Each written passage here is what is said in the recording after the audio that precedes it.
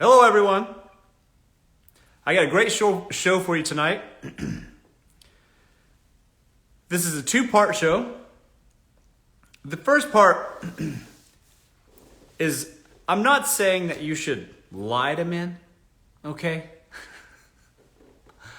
But I am saying that some things in life need to be left a mystery. Okay? I was raised to like or prefer a woman that's a little mystery. I don't need to know all the goings on. I don't want to know. Here's the thing. The older I get, the less I'm interested in knowing things that I don't want to know. All right? So, I won't ask a girl, for instance, what's your body count? Because I've learned that some information does not serve me. All right? So I don't even ask. Because if I were to ask, no matter what the answer is, now it's something I got to mull over and decide if I'm okay with. All right? So I don't even want to know. All right? So I don't ask. What y'all do behind closed doors, I don't want to know. I just want to know that when you come out from behind the bathroom door or whatever, you look nice and put together, and it doesn't matter to me how you did it. It's just, you just do it, okay? I'd rather just assume you transformed in there like fucking Wonder Woman or Superman or whatever. Just close the door and come out a brand new bitch. I prefer that. I don't want to know the details. All right? Y'all just go in there and spin around and come out done up. That's all I need to know. I don't need to know the process. I don't want to know. I don't ask. I just don't want to know. And so some things are better left a mystery. You get me? I don't need to know that you secretly have a unibrow. I don't need to know that you secretly used to be an escort. I don't need to know, I just don't need to know that you used to date an NFL player or you were married or whatever. Maybe I do need to know that. But my point is I just don't ask because I don't want to know. Because I feel like that's going to do nothing but disrupt my peace. All right? Some things you have to, say. But some things, a lot of things, y'all can omit, What does it have to do with my peace today? Are you going to say some shit that I got to now dwell on? Because otherwise it was going to just be mimosas and a good time. Now I'm having a whole crisis because of some info I didn't ask for. Do you get what I'm saying?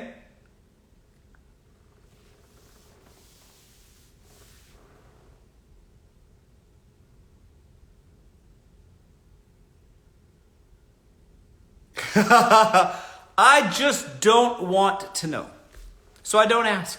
Things should be left a mystery. And that also, the lesson here is that maybe women should withhold some stuff that they know is going to be upset. Now I know y'all doing that naturally. All right. We all know there's a different conversation with the group chat than the guys are seeing. All right. I get it. Okay. Especially when y'all first start dating. But sometimes men are asking things they don't want to know the answer to. They don't really want to know. And then other things you just shouldn't volunteer. Let there be some mystery. Because that makes you more exciting. Let them enjoy the idea of you more than maybe the not so nice and colorful checkered past that you got. You know what I mean? Like that shit can come later. And some of that shit should just stay inside. Y'all shouldn't say, that should be between you and God and that's all. All right? Then nobody needs to know everything. Just keep that to yourself. All right? Some stuff. Not everything, but some stuff.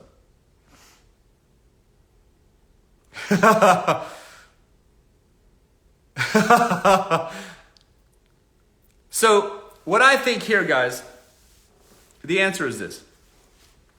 Women should just keep some things private. All right? Men should learn not to ask things they don't really want to know the answer to. And everybody can have a better time together. That's it. That's the big one. All right? Stop asking things you don't want to know the answers to. That goes both ways, but especially men asking women stuff they don't want to learn, they don't want to know the answer to. Just enjoy your time together now.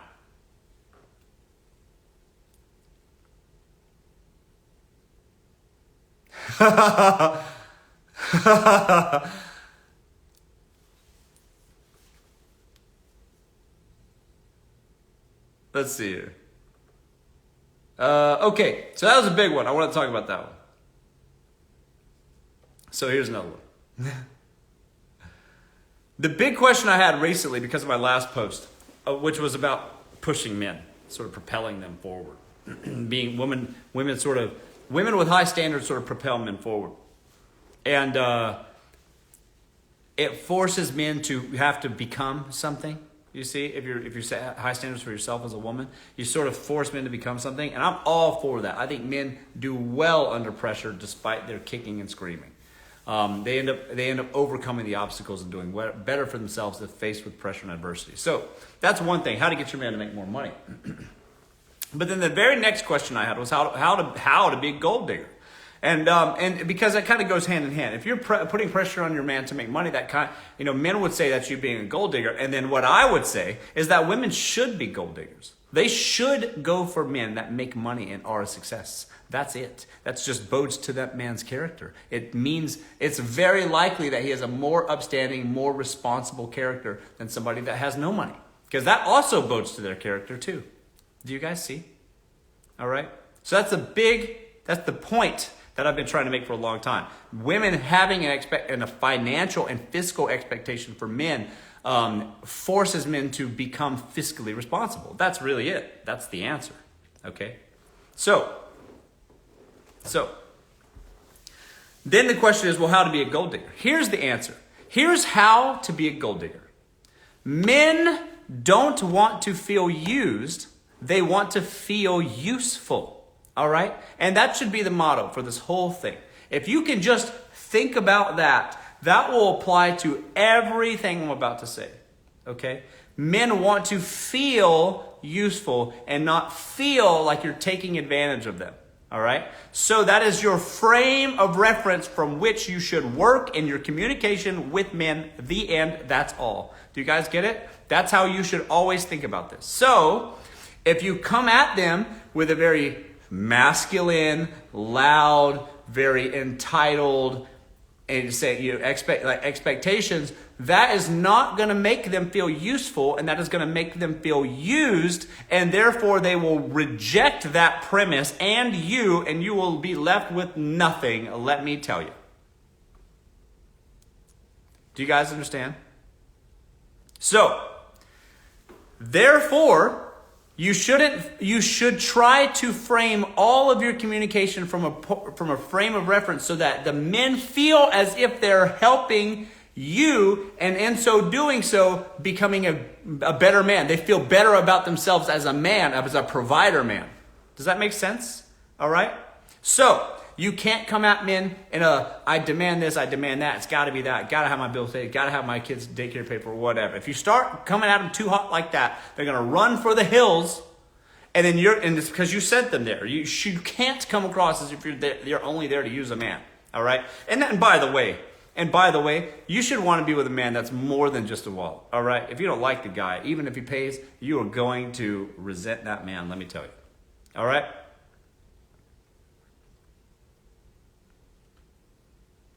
So let's just start from the beginning, which is I'm going to assume that you're only interested in talking to successful men, and I think that's the case across the board for most women.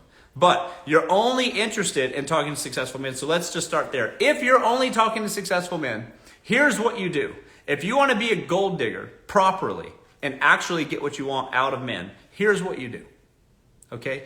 You need to, when you communicate with men, make them feel useful, not used. So therefore, what that means is when you guys start to date or you are going on dates or whatever, you need to frame it so that he can solve most of the reasons why he can't get together with you or he can't see you or for any other thing. He can solve that with on his own idea with his own money. He can solve your logistical problem for dating you with his money.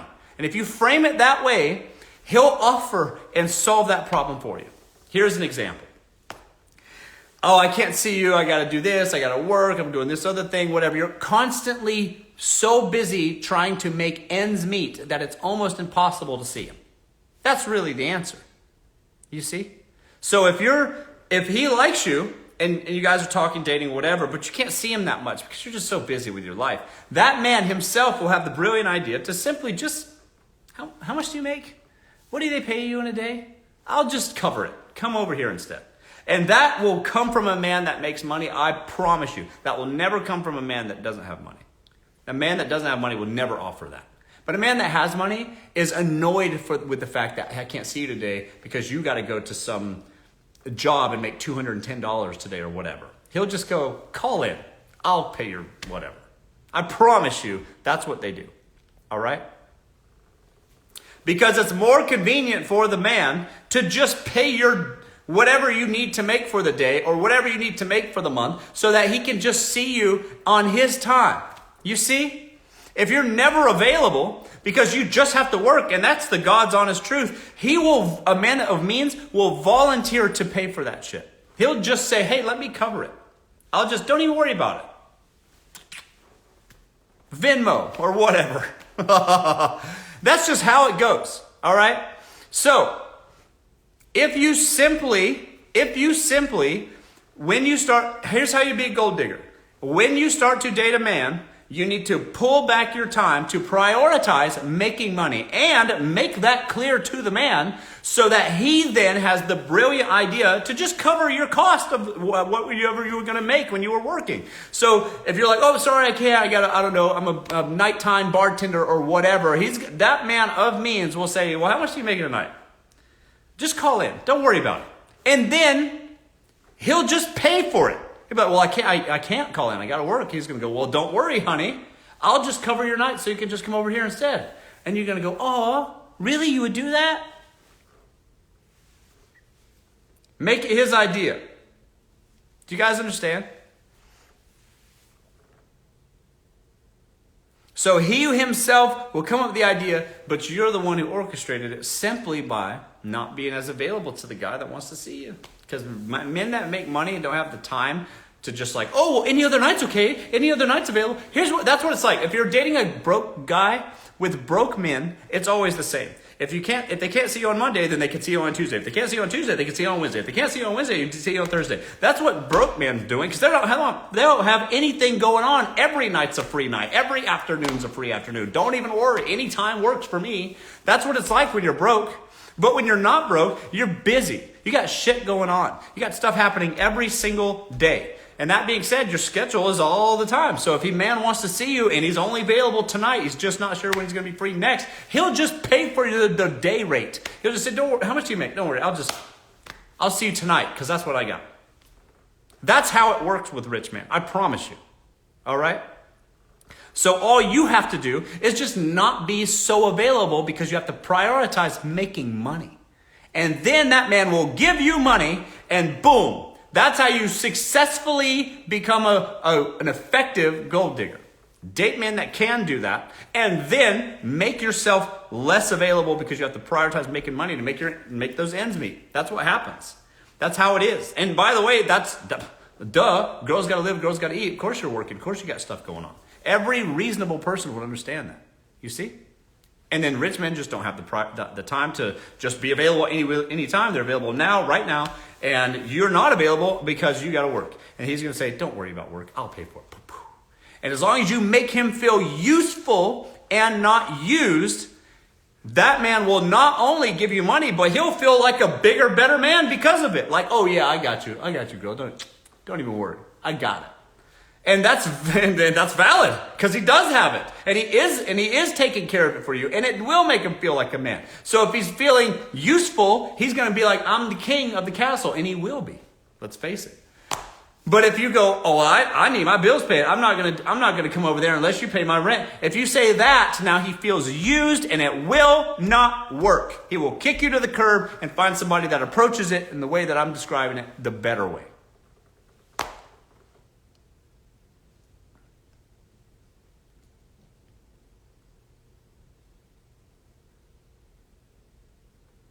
You guys understand? You following me? In every situation, you simply make the man feel useful.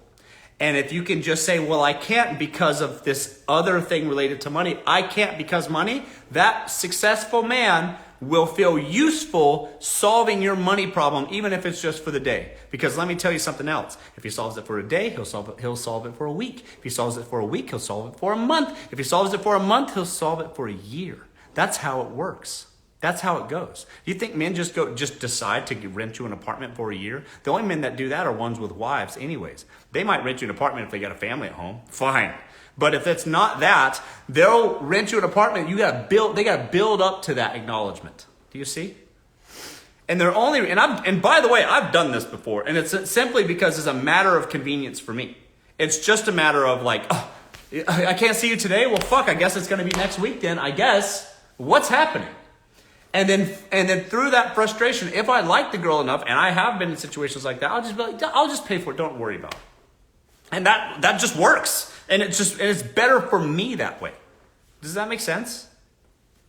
And it was my idea, and it is my suggestion, and I want to do it. That's just how it works. Because my life is fast. I never know what's going to happen on any given day. Got a lot going on. I might be going here, there, whatever. Next week I'm traveling to Paris.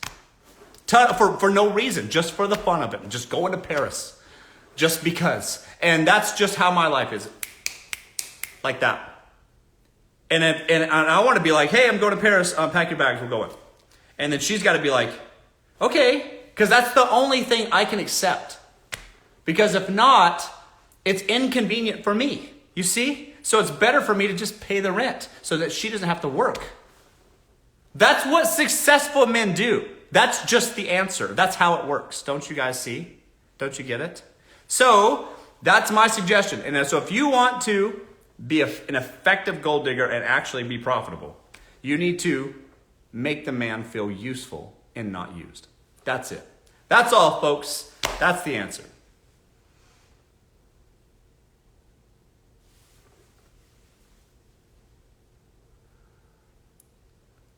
I hope that helps. Open up the floor to questions.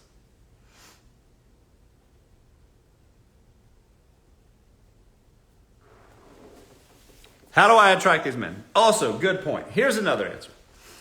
If you're a gold digger and you want men to suggest an offer to be useful for you, the answer is you first got to imagine yourself straight up. You need to envision the kind of woman a successful man would offer this sort of thing to. All right? It's not going to be, I'm going to tell you what it isn't. It's not going to be a masculine woman. It's not going to be an overly assertive, overly loud and domineering woman. It's never that. They want men that will make the man feel used. Okay? You know what they want? They want to feel like you're soft and feminine, and it's their duty to take care of you. They want to feel like, oh, I'll take care. I'll shelter you. Don't worry. You have to allow the men to think like that about you. And if you're masculine and you're pushy, that shit will not work. It just won't. The men, especially successful men that have forged their path in life through fire and brimstone and chiseled themselves out of fucking marble, and it's been hard the whole time. There's enemies at the gates, all sides, and they're constantly doing battle every day to get that bread every day. The last thing they want is to come home and argue with some woman. You understand? Do you guys get it? So you have to be soft, feminine, but doing the best you can.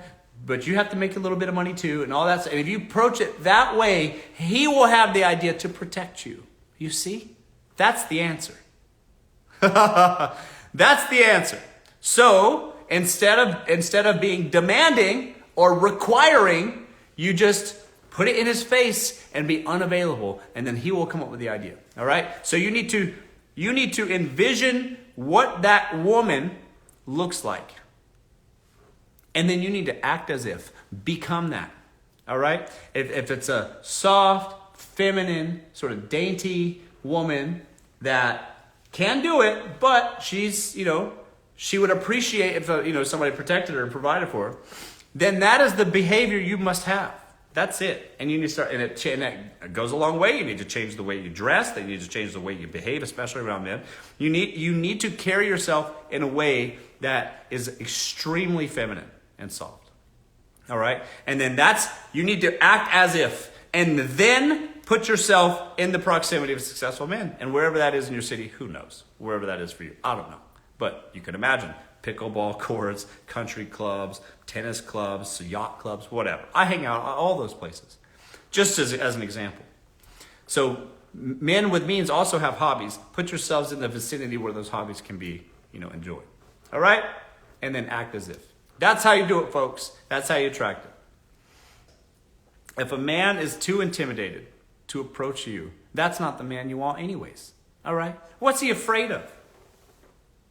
You? What do you think about anything? Why should the successful man of means be afraid of you for? You see what I'm saying? If he's afraid of you, you don't want that man. He can't come over and talk to you, What are you? Just a Birkin bag and a pair of sunglasses? He has nothing to go on. And he's afraid? What do you mean? Most 20-year-olds, their whole personality is just juicy couture. I don't know. What is a successful man that say, like 40-year-old successful man afraid of some 22-year-old? What are you talking about? Can't talk to you? He's intimidated by? That's ridiculous. Successful. I promise you, if those men aren't talking to you, those men are losers anyways, and you don't even waste your breath. I promise you, they're not worth it. All right? Hi, guys. All right, what advice do you have? Hold on, this is a good one. I'm trying to read it here. What advice do you have? Okay, what advice do you have for a 40-year-old divorcee with children? I'm a doctor and entrepreneur. I'm having trouble because men wish to mix business and pleasure. I don't see how they're mixing business and pleasure.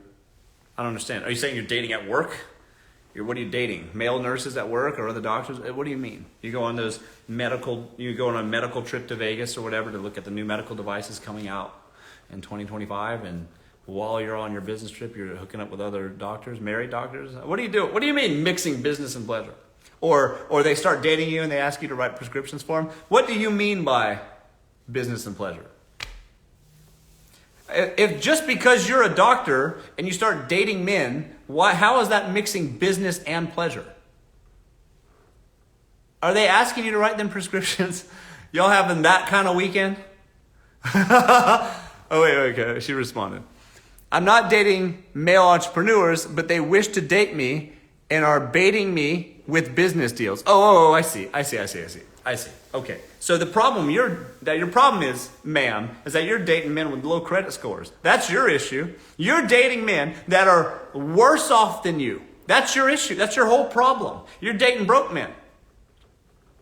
And I say you need to get your head out of your pants and start putting yourself around men that are successful, at least as successful as you. Because if you start dating broke men, oh yeah, y'all ever dated a broke man? That it's like they got a business idea every other day.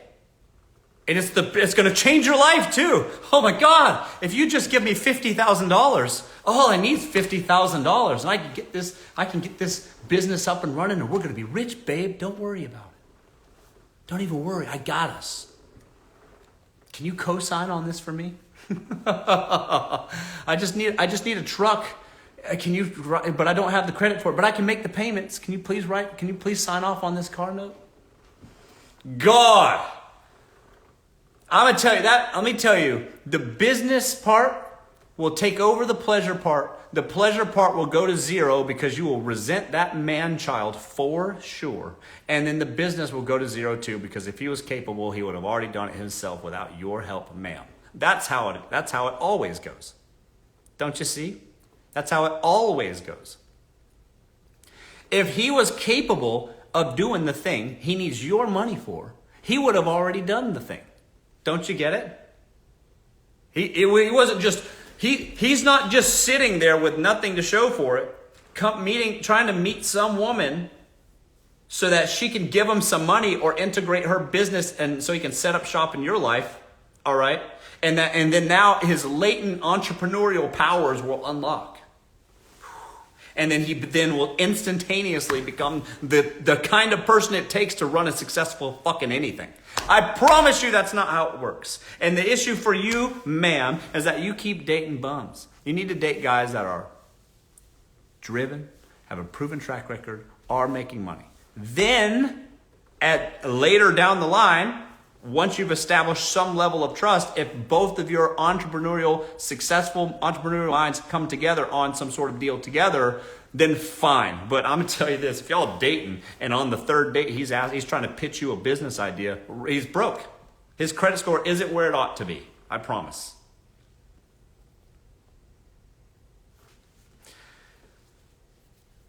Should I drop my lip gloss at the bar on purpose? Look, ladies, let me tell you something. That's an effective way. Remember what I said earlier? Men want to feel useful, not used. All right?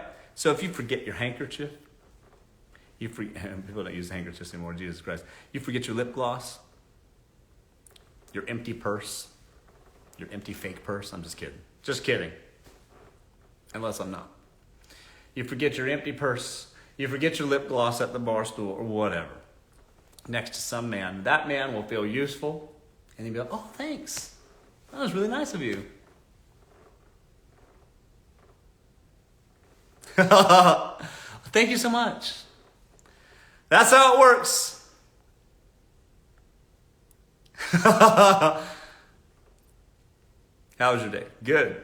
Can't complain.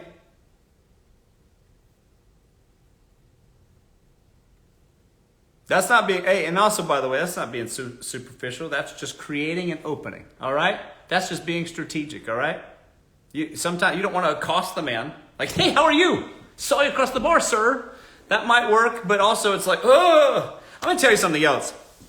I've met girls that I thought were pretty, but because they come on too strong to me, it makes me feel like something's wrong with them, all right? I'm not saying I can appreciate that, all right, you're attracted to me, whatever, that's fine. But girls that are just they're there, or they follow you around the bar or the party or whatever, and they're just like, just all there, and they're trying so hard to engage with you. It makes me feel like something's wrong, even if they're pretty. It's just kind of like a red flag. Not saying that you can't approach a man, fine. You can do that. Some men are so fucking oblivious that it's very helpful for them, all right? But don't be so overbearing, because it's strange, because it's not normal behavior for most women.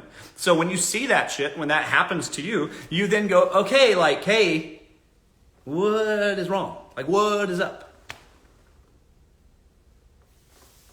But some women will just talk to you with such intensity, it's like they're going to devour your soul, and you can see that shit on their eyes.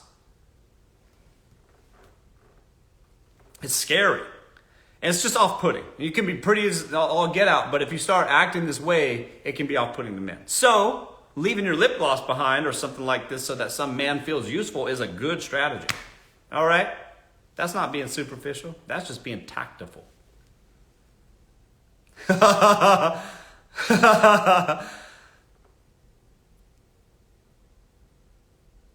Tinder and Hinge sucks. Yeah, well, that's the problem. Y'all gonna be on Tinder, Hinge, Raya, or any of the other apps. You should try to, if you can, try to go into the higher echelon of apps, like the ones that men have to pay for. It's better. Because if a man is like, fuck it, I don't care, that's a nothing cost to me. Those sort of barriers to entry, it's like the reason why there's a membership cost at a country club. You can't fucking participate unless you meet this level. It's the same thing for members clubs too. I go to a members clubs here in LA. It's a nice one. It's called Bird Street. And I think it's like $8,000 a year just to go to spend money at the bar, you see. And just having these prices, these barriers to entry or whatever, sort of sifts out. It's like, here's an example. It's like going to a more expensive gym. So you can go to the 24-hour fitness, which is $29 a month or whatever, or you can go to the Equinox or I don't know, whatever's in your city. Equinox is more common. It's like, $350 a month or something like that. So what kind of man is going to pay for that, right? For the most part, you're going to have men that cost to them isn't a big deal, so they'll pay for it. So that's also true for dating apps and everything else, literally everything else. So put yourself in places where there are high barriers to entry, even if that means extending yourself a little bit, because that just creates opportunity for yourself as a woman. It's just a good deal. So if you're going to use dating apps, don't just do the anybody can download Tinder fucking one. Do one that men have to pay a premium to be a part of. That's better for you. Don't you guys get it? You see? Because if a man's going to download a dating app and he's like, it's a $200 a month subscription, he's like, whatever, I don't care. Then that's good, because that means $200 is nothing to him. That means there's a low bar in his life that's probably higher than most others, you see, that are unwilling to spend that kind of premium. All right?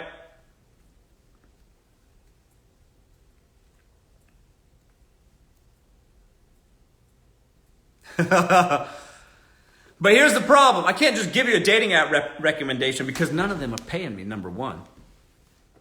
I'm just kidding.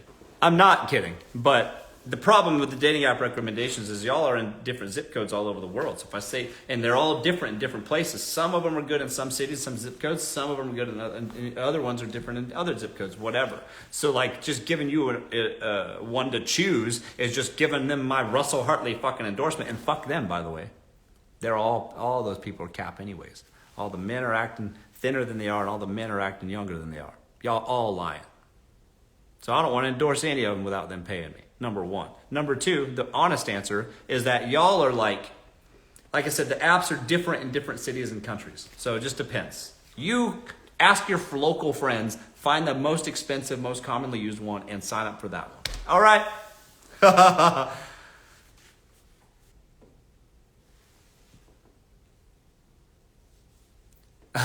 If you slept with someone on the first chance, I'm sorry, that's a funny one. Hang on. Emily's asking, if you slept with someone on the first date, is there any chance for redemption? Listen, here's the deal. It depends. Some people, it depends. I've slept with girls on the first date that ended up turning into some long-term meaningful relationships for years to come after that. That can happen. But a lot of people, if you're sleeping with them on the first date, they think to themselves, they go, who else are they sleeping with on the first date? So then they just kind of put you in a category a bit. At the end of the day, if you're fun to be around and they like your presence, they're going to invite you over again. All right? So you got that going for you, at least. But it says something when you sleep with a guy. It doesn't say nothing. It's not just nothing matters. It does a little bit. But at the end of the day, your personality and your pleasantness and the fact that they would want your presence again will trump the situation itself. All right? So, Emily, if you slept with him on the first date and he hasn't called you again, then you're bad in bed and he's not going to call you. Sorry to tell you. The redemption. So is there any redemption for you? No.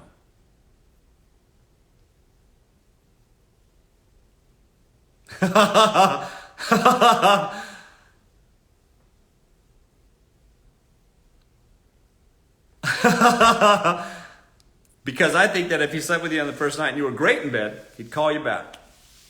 All right? Sorry to break it to you, Emily.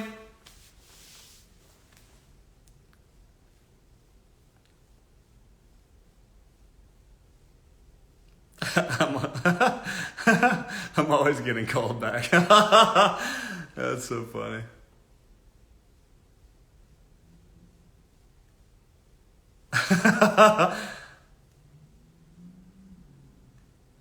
Do old money guys care if you were born poor or not? Here's the deal, guys. Listen here. Men don't care what you do. Men will marry the waitress. You think they care what you do for work? You think they care how much money you make? If you're a pretty girl, they will marry the woman that took his fast food order. I've seen men leave prominent women for literally the waitress. It don't matter what you make. It don't matter. That's it. Just be attractive to them. They need to find you attractive. And they will leave. They will upheave their whole damn family to be with you. That's how men are. Sorry if that's a bit disillusioning, but it's true. Old men, you need both. What do you mean?